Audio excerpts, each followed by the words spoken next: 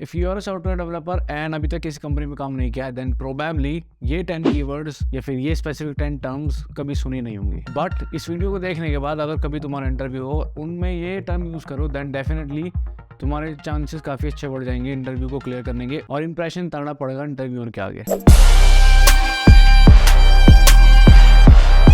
So I'm Abhishek Singh, you're watching this program. Without further ado, let's get straight to know the video. So number one is system design. System design का मतलब है कि हमें अपनी application जो बना रहे हैं हम उसका पूरा आर्किटेक्चर डिफाइन करेंगे। जैसा कि हमने प्रोजेक्ट बनाया था ई-कॉमर्स वाला।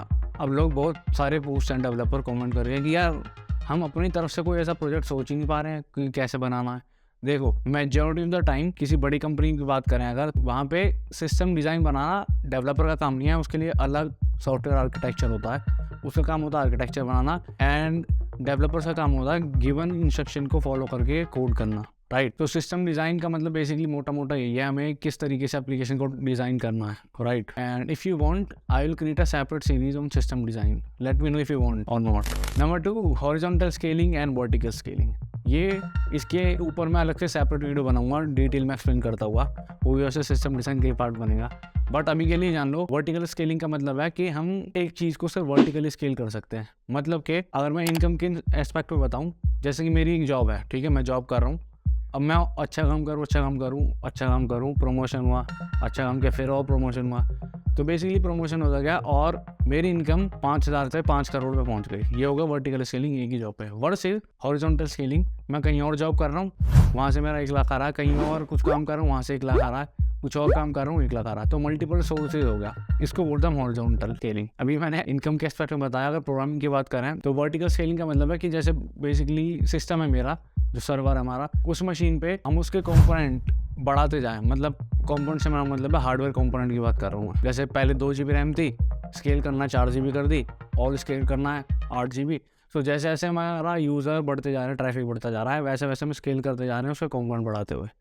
ये हो गया वर्टिकल स्केलिंग। हॉरिजॉन्टल स्केलिंग में हम क्या करेंगे, जो मेन सिस्टम आ रहा है 2 GB वो रहेगा, उसके अलावा एक और सिस्टम आ जाएगा 2 GB का, और ज़रूरत पड़ेगी तो एक और सिस्टम।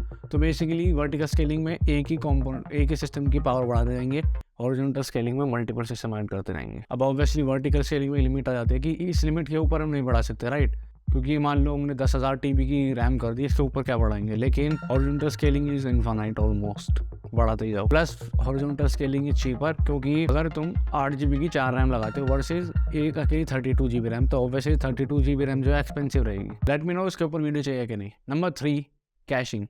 ये प्रोबेबली सुना हो, क्योंकि हमने रिएक्ट के अंदर भी कैशिंग करी है काफ़ी टाइम, प्लस नेक्स्ट.js आ गया, उसमें तो डिफ़ॉल्ट मोड ही कैशिंग का, राइट। तो कैशिंग का मतलब बेसिकली है कोई हैवी कैलकुलेशन है, एक बार वो कैलकुलेशन हो गई तो हम नहीं चाहते कि दोबारा से कैलकुलेशन हो हर बारी में। अगर इनपुट सेम है तो वो वैल्यू सेव हो जानी चाहिए। फॉर एग्जाम्पल, जैसे एक मैंने फंक्शन बनाया जिसमें कि कोई बढ़ाने की कैलकुलेशन कर दी, ठीक है, उस पर, लेकिन पूरा फंक्शन की कैलकुलेशन डिपेंड है एन पे। एन मतलब इनपुट लिया आपने कोई।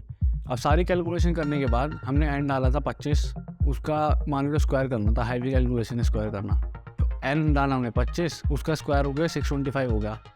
अब वो रिटर्न का होना था फंक्शन से, हो गया रिटर्न, ठीक है, कैलकुलेट हो गया। अब दोबारा किसी ने 25 डाला, तो अब जब हमें ऑलरेडी पता है कि इनपुट सेम ही है, तो दोबारा कैलकुलेशन करने की जरूरत क्या है। तो इसलिए जब हमने लास्ट टाइम किया था कैलकुलेट, उसको वही हम कैश कर लेंगे, मतलब सेव कर लेंगे कहीं पे, ठीक है। उसके बाद अगर हम देखेंगे इनपुट सेम ही है, तो दोबारा कैलकुलेट करने के बजाय सेव्ड वैल्यू दे देंगे। और ये तो मैंने बस एक फंक्शन को कैश करना बताया। इसके अलावा हम डेटाबेस या हैं स्पेशल लाइक रेडिस जो कैशिंग के लिए यूज होते हैं। जैसे कि अगर मेरी एक API है जिस पे से मैं फैच करता हूँ यूज़र का डेटा, ठीक है। अब मैंने यूज़र का डेटा फैच किया, ठीक है, 2 सेकंड बाद मैंने दोबारा फैच किया, फिर दोबारा फैच हुआ मेन डेटाबेस से, राइट, जो कि टाइम कंज्यूम हुआ। तो मैं क्या करूँगा, मैं देखूँगा कि ओके कोई एक बार रिक्वेस्ट करे सारे यूज़र्स की, तो यूज़र्स फैच हो और लेकिन वो सेव हो जाए रेडिस में, जो कि फास्टर डेटाबेस है, कैशिंग के लिए होता है स्पेसिफिकली। उसका रीज़न मैं बताऊँगा क्यों। तो वो सारे पहले बारी के फैच करते टाइम यूज़र को मिल गए, लेकिन साथ में उन्हें रेडिस में सेव कर लिए। अब जब हम दोबारा रिक्वेस्ट करेंगे या कोई और यूज़र रिक्वेस्ट करे यूज़र्स पे, तो हमारे मेन डेटाबेस की बजाय रेडिस में से डेटा उसको मिलेगा, जो कि ऑब्वियसली फास्टर है। अब मैं बताता हूँ रेडिस फास्टर क्यों है। क्योंकि कोई डेटाबेस हो गया जैसे MongoDB या कोई और डेटाबेस, ये स्टोर करता है डिस्क में, मतलब कि SSD या हार्ड डिस्क, ठीक है। हाउएवर रेडिस वो होता है मेमोरी में, मतलब रैम में स्टोर।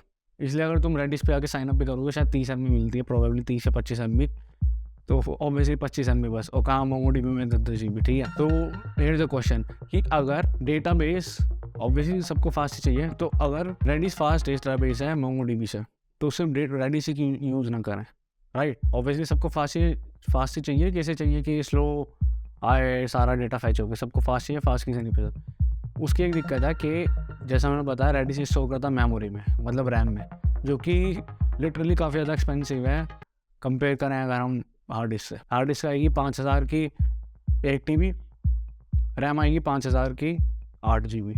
तो यू कैन सी कितना बड़ा डिफरेंस है, कहाँ 8 GB, कहाँ 1 TB। Okay, 4th point, ER diagram.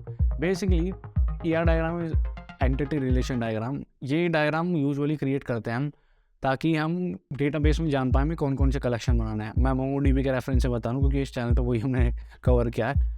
तो हम देख लेंगे कौन कौन से हमें कलेक्शन बनाना है और क्या क्या रिलेशन होगा कलेक्शंस का आपस में। तो इन शॉर्ट इसे हम कह सकते हैं system design of a database.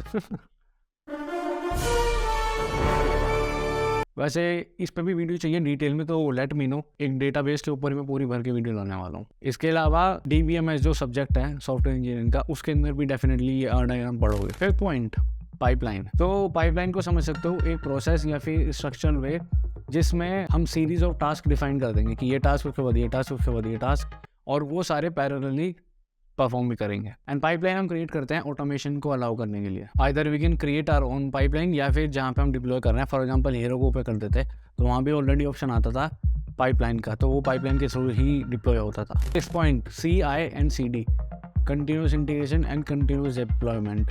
सो ये भी एक पाइपलाइन ही है, ठीक है। तो इससे पहले था पाइपलाइन का है, अब CI/CD खुद एक पाइपलाइन है। उस पाइपलाइन का मोटा मोटा ये मतलब है कि कंटिन्यूस करो इंटीग्रेट करना कोड को, और कंटिन्यूस डिप्लॉयमेंट भी, मतलब हमने एक ऐप बना के डिप्लॉय कर रखी है और उसमें नया फीचर ऐड कर रहे हैं। तो फीचर ऐड करते हुए ये ना हो कि हमारी जो रनिंग ऐप है वो क्रैश हो जाए। तो उसके हेल्प करने के लिए CI/CD पाइपलाइन है, जो कि हमें खुद से नहीं बनानी पड़ती। बनाना चाहो टेक्निकली बना सकते हो, but there are already so many providers for CI/CD। 7th point, load balancing. हमने बात की थी हॉरिजॉन्टल स्केलिंग की, राइट। तो हॉरिजॉन्टल स्केलिंग में मैंने कहा था कि हम सिस्टम बढ़ा देंगे, जैसे कि एक इंसान से सर्वर का हम 2 ले आएंगे, 3 ले आएंगे, तो 3 मशीन हो गई। अब हम ये नहीं चाहते कि एक मशीन पे बिल्कुल भर के लोड है, दूसरी पे है ही नहीं कुछ, तीसरे वाली पे 1% है, ऐसा नहीं कर रहा।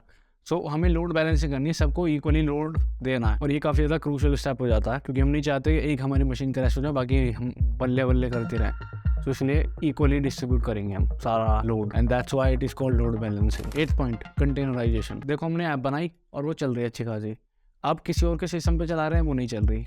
हो सकता है ऐसा क्योंकि जो जो उसकी डिपेंडेंसीज थी उसके सिस्टम में नहीं है। यहाँ पे हमारे पास आता है कंटेनराइजेशन। हम एक सेपरेट एनवायरनमेंट क्रिएट करेंगे ताकि वो हमारे सिस्टम में भी चले, और उस एनवायरनमेंट को उठा के हम कहीं और ले जाएँ तो वहाँ भी चले, तो पूरा बंडल बन के ही चलेगा, राइट। अब कंटेनराइजेशन के लिए काफ़ी सारे सॉफ्टवेयर आते हैं अच्छे खासे, जैसे कि Kubernetes, डॉकर, सबसे ज़्यादा फेमस जिसमें कि डॉकर है, जो कि एक अलग ही टॉपिक है, तो उस पर किसी और दिन बात करते हैं डॉकर पर। 9th point, monolith. Monolith is basically an architecture है, जिसको टर्म में बोलता है मोनोलिथ आर्किटेक्चर। और अभी अमेज़ॉन ने अपना जो सर्वर है उसको माइक्रो सर्विस से मोनोलिथ में ट्रांसफर कर दिया है। Now here is the funny thing, you are already working on monolith. If you follow this channel then जितने भी अभी तक प्रोजेक्ट बनाए सारे मोनोलिथ आर्किटेक्चर पे हैं। मोनोलिथ आर्किटेक्चर का बेसिकली मतलब है कि हमने एक सर्वर बनाया, उस पर सारी हमारी APIs हैं, बस यही है मोनोलिथ, यही है लिटरली। तो अगर एक API ख़त्म हुई या क्रैश हुई तो पूरा सर्वर ख़त्म। इसका ये डिसएडवांटेज है मोनोलिथ का बहुत बड़ा। लेकिन इसकी मेंटेनेंस ऑब्वियसली ईजी है क्योंकि एक सर्वर बनाना, उसमें API ऐड कर दो, हमें इतना झील जमाटा नहीं करना जितना कि करना पड़ेगा नेक्स्ट पॉइंट में, जो कि है micro service architecture. Micro service architecture, इसका मतलब बेसिकली जैसे नाम से पता लग रहा है माइक्रो सर्विस क्रिएट कर देंगे। तो अगर हमारी 3 API हैं, एक यूज़र्स के लिए, एक ऑर्डर्स के लिए और एक प्रोडक्ट्स के लिए, तो हम क्या करेंगे, हम 3 इंस्टेंस बना देंगे अलग अलग, 3 सर्वर। यप, एक server dedicated for orders API, एक server dedicated for users API, एक server dedicated for products API। तो अगर एक API क्रैश हो जाती है बाकियों पे फ़र्क नहीं पड़ने वाला, बाकी इंडिविजुअली चलते रहेंगे। तो यहाँ एडवांटेज आ जाता है माइक्रो सर्विस का। और अभी तक जितना मैंने पढ़ा है, डॉकर की हेल्प से हम माइक्रो सर्विस को क्रिएट कर सकते हैं। And I might be wrong here, तो this is homework, read about this particular topic कि माइक्रो सर्विस डॉकर की हेल्प से हम कैसे करें। और बात करें इसके एडवांटेजेस की, तो सबसे बड़ा एडवांटेज तो ये है कि अगर एक एपीआई ख़राब है तो बाकी एपीआई बस नहीं होने वाली, पूरा सर्वर चलता रहेगा, सबको अपना अपना अलग है। और डिसएडवांटेज की बात करें तो इसकी मेंटेनेंस ऑब्वियसली सबसे ज़्यादा है, क्योंकि हर एपीआई के लिए अलग सर्वर बनाओ। Yeah. So this is it. These are the 10 terms that you might never heard of. So कैसे लगी video? Let me know. Thanks for watching. I'm Abhishek Singh. You're watching Six Pack Program. You can also follow me on Instagram.